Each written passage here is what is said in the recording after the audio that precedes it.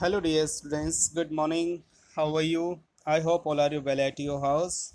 So, dear students, yesterday I have started your next topic of the grammar, and the name of this topic is the tenses.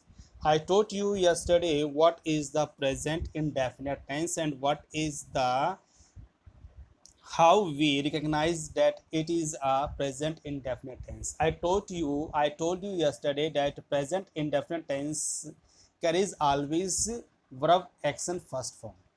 So today I'm going to tell you how to use these tense in your sentences. So यहाँ पे हम देखते हैं बेटा, first हमारे पास लिखा हुआ है to express a habitual action. अब हैबिचुअल क्या होती है बेटा, आपको इसके बारे में देखना है कि जो आपकी आदत में है।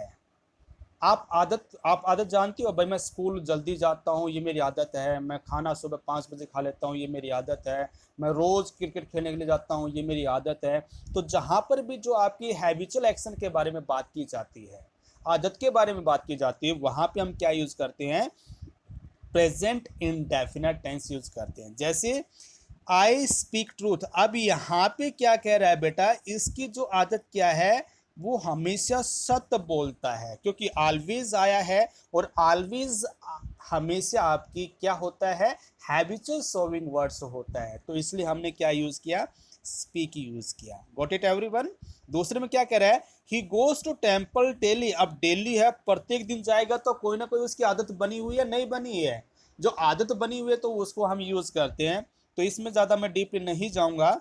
नेक्स्ट कह रहा है इसमें टू एक्सप्रेस अ यूनिवर्सल और जनरल ट्रूथ। ये भी मैं आपको बार बार बता रहा हूँ कि जहाँ पर भी आपका सार्वभौम सत्य बात हो और जो जनरल ट्रूथ बात है, वहाँ पर हम प्रेजेंट इंडेफिनिट टेंस यूज करते हैं। एग्जाम्पल देखिए इसके, the earth moves round the sun. अब यहाँ पे 1% भी 0% भी नहीं है कि ये गलत सेंटेंस है। हम सभी जानते हैं कि पृथ्वी है वो सूर्य के चारों तरफ परिक्रमा करती है।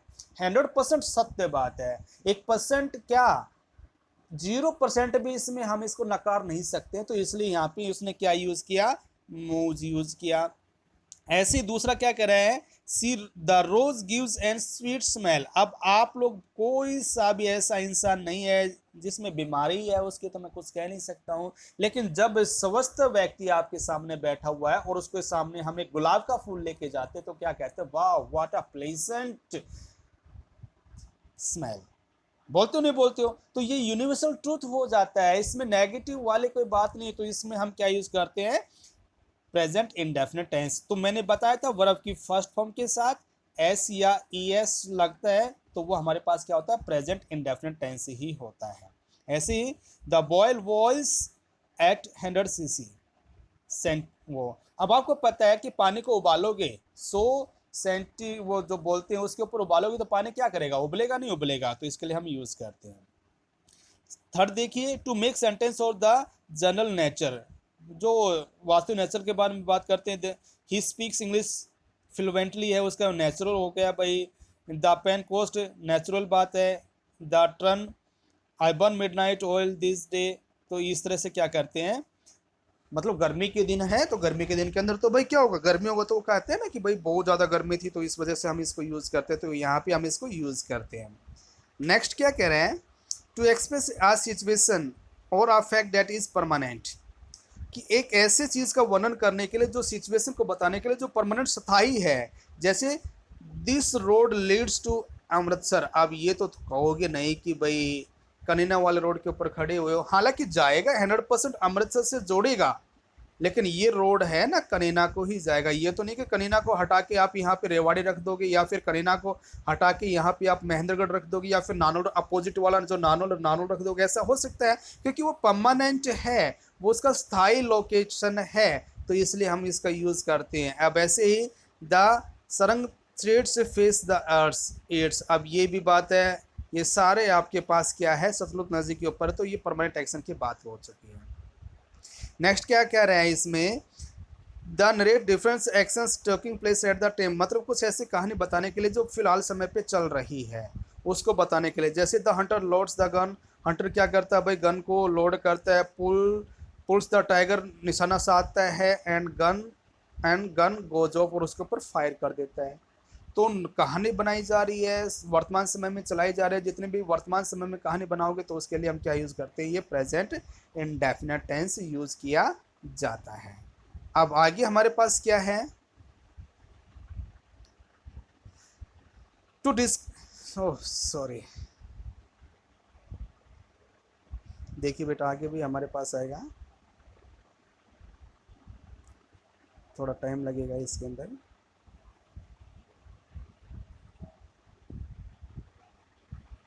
देखो, to describe an action that is to take place in the nearest future, जो वर्तमान समय के अंदर जो होने वाला है उसको बताने के लिए।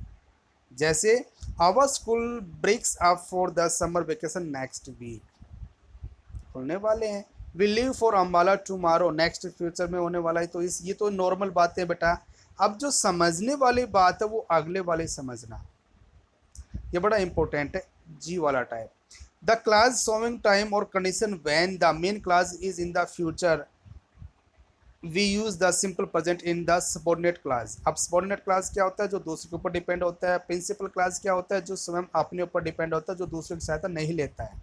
जैसे कि आप लोगों ने नाउन न सॉरी वोवल्स एंड कॉन्सोनेंट पढ़ा है ना, वोवल्स इंडिपेंडेंस होते हैं और कॉन्सोनेंट क्या होते हैं, अन इंडिपेंडेंस होते हैं। तो इसी तरह से हमारे पास ये जो प्रिंसिपल क्लास जो होता है वो इंडिपेंडेंस होता है, स्वतंत्र होता है, और जो सबॉर्डिनेट होता है वो प्रिंसिपल क्लॉज के ऊपर डिपेंड होता है। तो इसमें क्या कह रहा है कि जब आपका प्रिंसिपल क्लॉज फ्यूचर टेंस में दे रखा हो तो आपका जो सबॉर्डिनेट जो क्लॉज है वो किस में आएगा, किस में आएगा, प्रेजेंट इंडेफिनिट टेंस में आएगा। तो समझने की बात क्या है, देखिए अब ये वहन वाला वाक्य है, इफ वाला वाक्य, इन केस वाला वाक्य है। अब ये तो हमारे पास ये जो पहला जो हिस्सा है ये हमारा सबॉर्डिनेट क्लॉज है, और दूसरा क्या है, I shall bring a nice present for you, ये हमारे पास क्या है भाई इसका, ये जो सिंपल है ये हमारे पास है प्रिंसिपल क्लास। क्यों, क्योंकि ये इसकी स्वयं का सब्जेक्ट है, स्वयं की फाइनाइट वर्ब है, सब कुछ इसी का है, और ये इसके ऊपर डिपेंड नहीं कर रहा है। अभी क्या कह रहा है कि मैं आपके लिए प्रेजेंट लेके आऊंगा, उपहार लेके आऊंगा, ठीक है भाई, लेके आएगा। अब ये इसका कह रहा है कि कब, जब वो बॉम्बे जाएगा तब उसके लिए प्रेजेंट लेके आएगा। तो ये इसको एक दूसरे के ऊपर डिपेंड करता है। तो जहां पर भी जो आप लोगों का प्रेजेंट ये जो टेंस आता है फ्यूचर फॉर्म में आ जाता है, तो यहाँ पे जो ये वर्ब जो होगी ये आपकी प्रेजेंट इंडेफिनिट टेंस के अंदर आएगी 100%। दूसरा समझ लीजिए, दूसरा देखिए, if you come I shall be very glad to receive you. अब देखिए ये हमारे पास प्रिंसिपल क्लास है और ये हमारे पास क्या हो गया, सबॉर्डिनेट क्लास हो गया। अब ये क्या कह रहा है कि I shall be very glad to receive you, मैं आपको रिसीव करके मुझे बहुत ज़्यादा खुशी होगी। कब होगी, जब आप आओगे। तो कब होगी, जब आप आओगे तभी तो होगी ना। तो ये हमारे पास क्या हो गया, सिंपल समझ में आ गया बेटा। अब नेक्स्ट इसमें जो समझने वाली जो बात है कि आपके सामने जो इम्पेरेटिव जो सेंटेंसेस जो आते हैं, जितने भी इम्पेरेटिव जो सेंटेंस आते हैं वो हमेशा वर्ब की एक्शन फर्स्ट फॉर्म के साथ स्टार्ट होते हैं। Work hard, obey your parents. अब work hard, obey your parents क्या होता है। अब इम्पेरेटिव सेंटेंस कहोगे सर, इम्पेरेटिव सेंटेंस क्या होते हैं बेटा, जो भी वर्ब की जो भी सेंटेंस वर्ब की फर्स्ट फॉर्म के साथ सर होते हैं वो हमारे पास प्रेजेंट इंडेफिनिट या फिर इम्पेरेटिव सेंटेंस होते हैं। गो देयर इम्पेरेटिव है, कम हियर इम्पेरेटिव है, वर्क हार्ड इम्पेरेटिव है, ओबे योर एल्डर्स इम्पेरेटिव है, क्योंकि सभी सेंटेंस वर्ब की फर्स्ट फॉर्म के साथ शुरू हुए हैं। Got it everyone. अब लास्ट वाला देखिए बेटा हमारे पास कि जहां पर भी आप लोगों के ये जो वर्ड आ जाते हैं, किसी भी सेंटेंस में ये वर्ड आ जाते हैं, इनको याद कर लेना, आप लिख लेना। Never, usually, seldom, ever, hardly, frequently, daily, often, this days, in this days.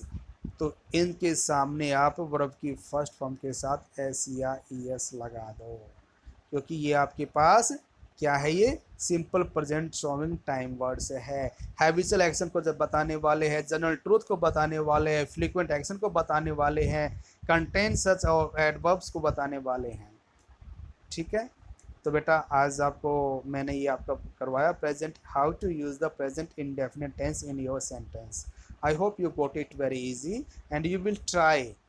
आप कोशिश करना इसको काम करने के लिए। ओके बेटा, so this is all from my side, nice meeting to all of you, have a good day, bye.